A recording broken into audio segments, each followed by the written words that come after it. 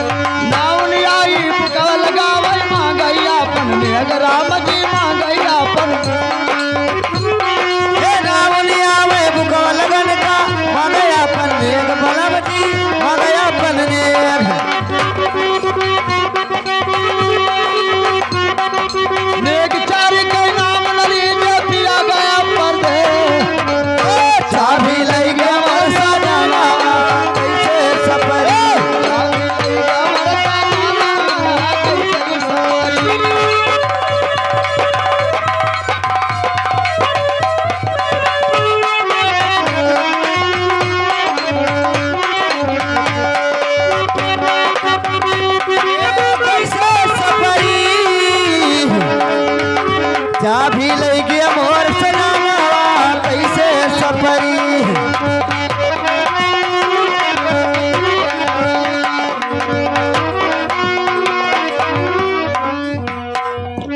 Hello यहाँ के हमारे श्रीमान जी लड़कवा के बप्पा।